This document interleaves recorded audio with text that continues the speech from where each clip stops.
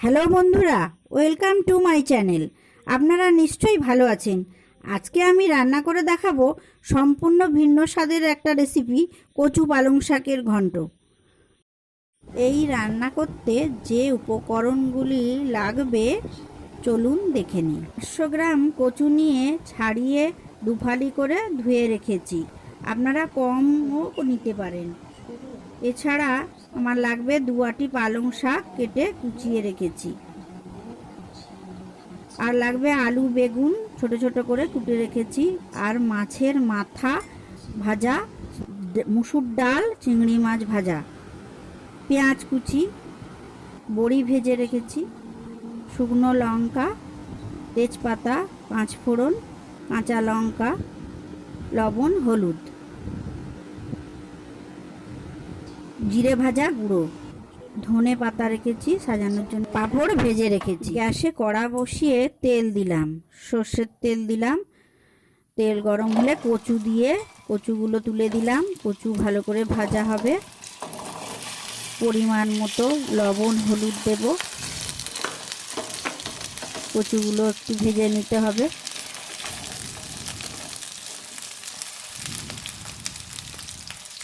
হলুদ দিলাম, স্বাদ মতো লবণ দিতে হবে।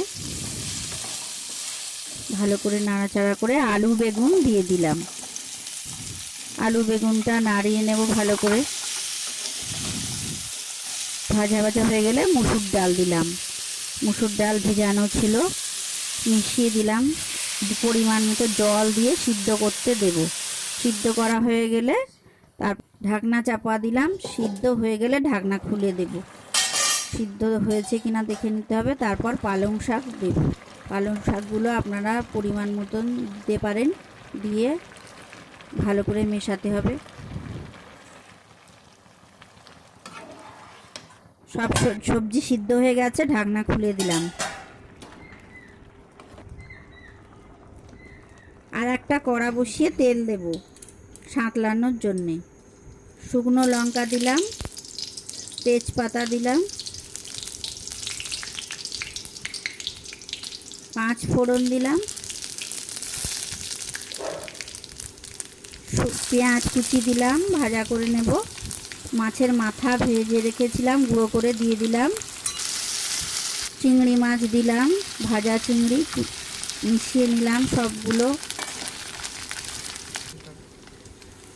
এবারে কচু পালং শাকের সিদ্ধটা দিয়ে সাঁতলে নেব। সব সবজি মিশিয়ে ভালো করে আমি নাড়াচাড়া করলাম। বড়ি গুঁড়ো দিলাম, কাঁচা লঙ্কা একটা, জিরে ভাজা গুঁড়ো দিলাম, ধনে পাতা দিলাম। হয়ে গেছে আমার রান্না। আমি এবার নামিয়ে দিয়েছি। ওপর থেকে ভাজা চিংড়ি ছড়িয়ে দেব। বাড়িতে এই রান্নাটা অবশ্যই আপনারা করবেন।